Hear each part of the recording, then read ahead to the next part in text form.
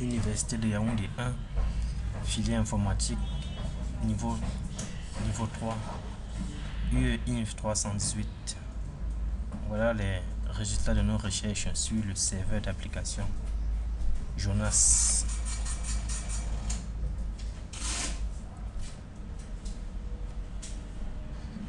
Jonas est un serveur d'application plus Java.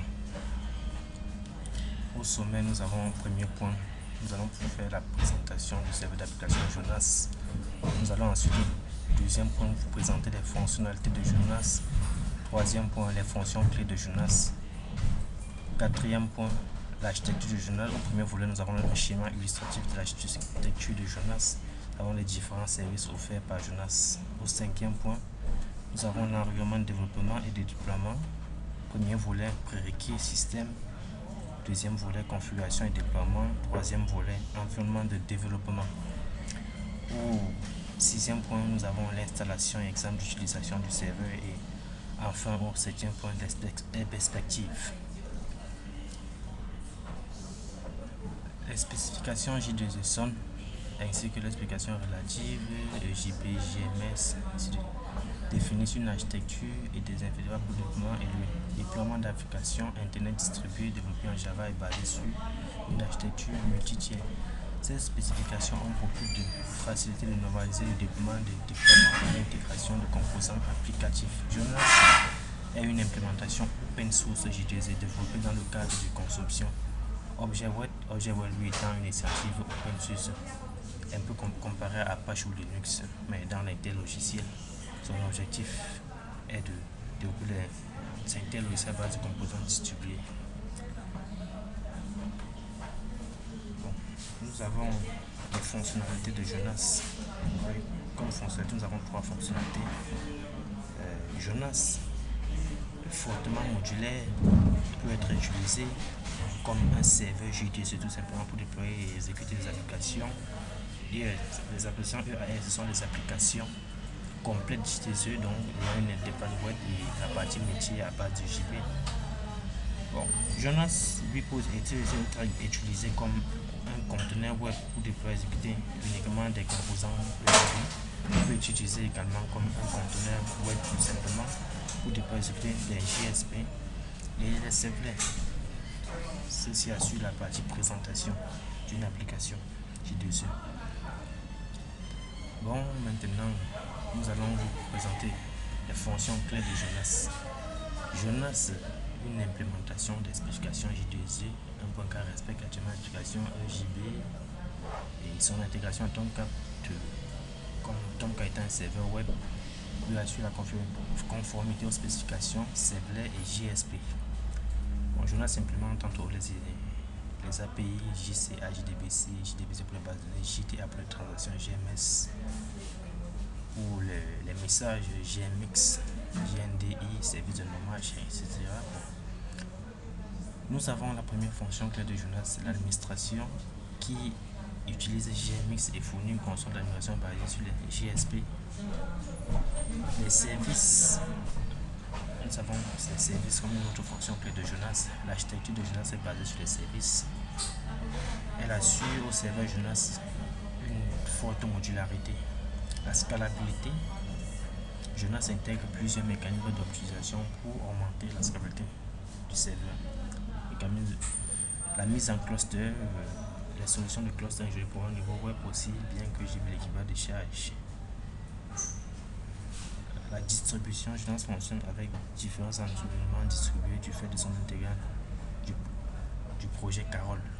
Carol assure l'illusion entre les protocoles différents lors de la communication. Le support des web services, elle est assurée par le fait que par l'intégration d'ASIX à Jonas. Le support des JITO.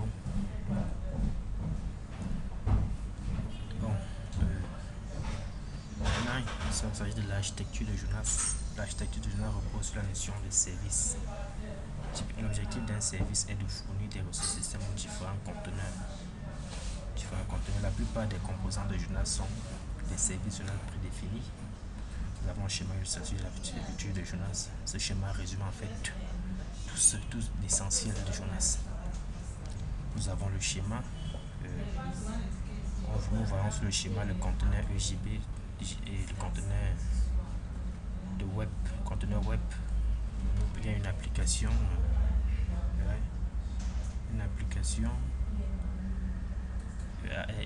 qui fait appel aux méthodes de JB et de GSP, des BIN et des GSP grâce par le biais du conteneur. Ils ne peuvent pas directement accéder aux méthodes du BIN, il faut passer par le conteneur et c'est BIN. Nous voyons les différents services tels que services de communication assurés par le logiciel Carol, services de messagerie, services transactionnels, la sécurité, service JCA. Lui, service JCA permet de connecter de nouveaux modules, de nouveaux services, pas forcément développés dans le cadre de Jonas. Le serveur Jonas, il est très important parce qu'il permet à une communauté tierce d'augmenter des services à Jonas. Il permet d'augmenter des services à Jonas dans la maison. Notre conteneur, nous avons le Java, service Java Mail, Web Service Database. On a un exemple de connecteur JCA qui est Ox, qui permet de connecter le système d'information de l'entreprise GECOS que voilà au serveur d'application Jonas. Les services, les différents services permettent de fournir les ressources aux différents conteneurs. Comme nous voyons l'interface avec la double flèche qui permet de la communication entre les différents services et les conteneurs. On a à la partie droite un client HTML, un client léger qui fait des requêtes via Apache au serveur Jonas.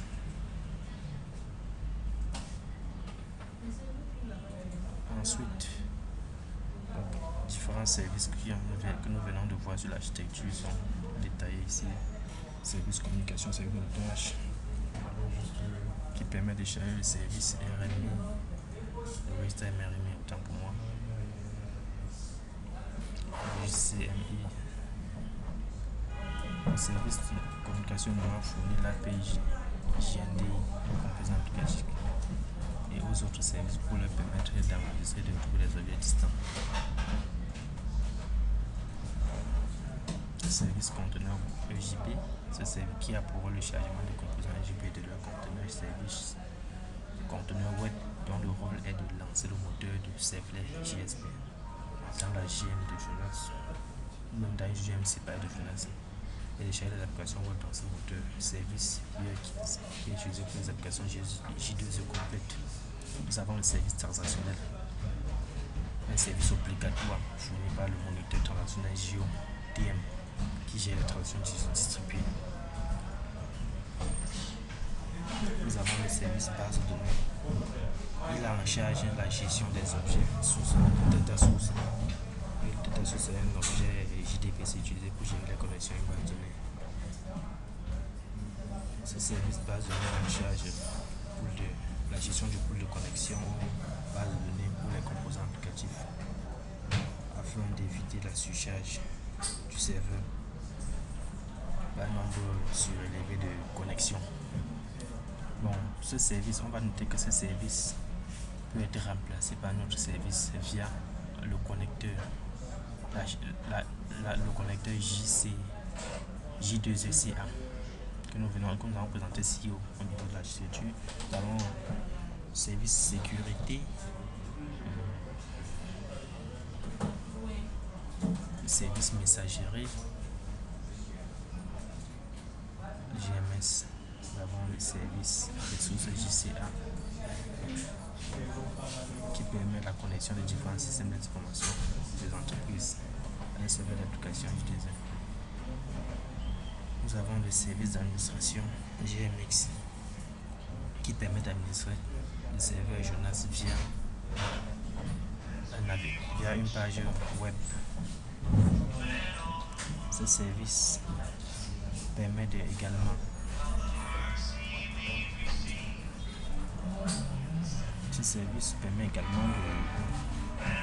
de déployer le déploiement des composants via la console d'administration, la configuration des services, et ceci à chaud, donc sans avoir à redémarrer forcément le serveur. Nous avons le service mail qui permet l'envoi de messages par mail, par email.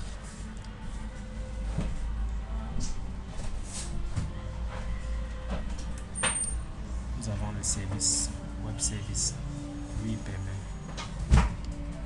de déployer, d'utiliser Jonas comme client web service ou déployer des web services. En 5, nous avons l'environnement de développement et de déploiement sur Jonas. Jonas est disponible pour JDK version 1.4, donc il faut préalablement installer JDK version 1.4 pour utiliser Jonas. Jonas a fait ses preuves sur plusieurs systèmes tels que Linux, AI, X, Windows, Solaris, etc. et différentes bases de données telles que Oracle, PostgreSQL et plusieurs autres. Configuration et déploiement. Une fois que Jonas est installé dans un répertoire,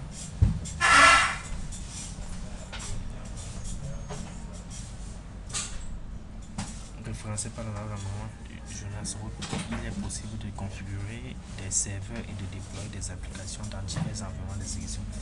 Ceci se fait par le positionnement de la variable d'environnement Jonas base. Jonas Root en fait est la variable d'environnement qui contient le chemin du répertoire où a été installé Jonas. Jonas base lui désigne le répertoire contenant une configuration particulière de Jonas ainsi que les sous-répertoires contenant les fichiers EJBGA, WAR et AIRA qui peuvent être chargés dans cet environnement d'application. Le fichier Jonas build.xml comprend une balise à utiliser pour créer une nouvelle arborescence de répertoire Jonas base. Donc l'intérêt de la variable Jonas base est que nous pouvons basculer d'une configuration, une instance de configuration de Jonas à une autre sans réinstaller Jonas, avec le même Jonas installé. On peut avoir autant de configurations de Jonas.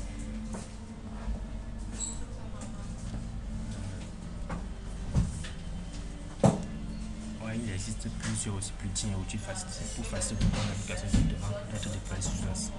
Nous avons JBuilder et Click qui est beaucoup plus utilisé.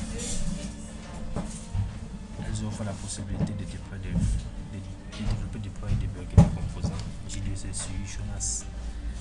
Installation et exemple d'utilisation du serveur Jonas. Nous avons 3 packages qui peuvent être utilisés pour installer Jonas. En fonction de nos besoins, on a un package simple qui contient uniquement le serveur d'application sans l'implémentation du conteneur web associé. Nous avons un package Jonas Tomcat qui contient à la fois Jonas et Tomcat préconfiguré. Un autre qui contient Jonas et Jetty. Tomcat et Jetty jouent ici pratiquement le même rôle. Ce sont des serveurs web.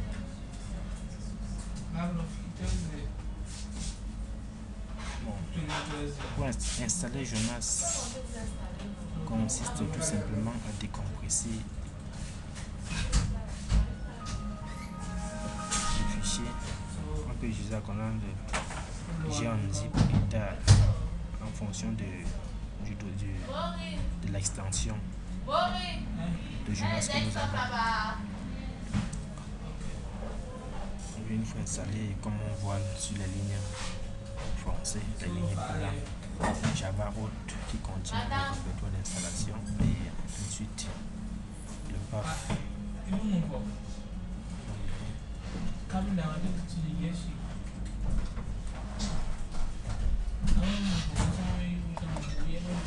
Perspective.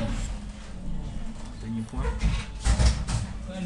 En tant qu'implémentation open source d'un serveur J2E, Jonas est en continuelle évolution pour satisfaire les besoins des utilisations et sur l'évolution des standards. Les principales évolutions planifiées à l'heure actuelle sont les suivantes. L'objectif primordial de Jonas est la conformité aux spécifications J2E 1.4. Étant actuellement Jonas est en phase de certification J2E SON. L'administration de Jonas sera enrichie en complétant le concept de domaine déjà introduit et en ajoutant des fonctions d'administration de cluster. Le travail sur les performances sera effectué. Le support des web services, actuellement assuré par ASIS, sera complété par des outils de développement. Les API de déploiement conformes aux spécifications J2E 1.4 seront supportés. Résultat du projet Ismaël. Donc le projet Ismaël a pour tâche cela. Merci de nous avoir suivis.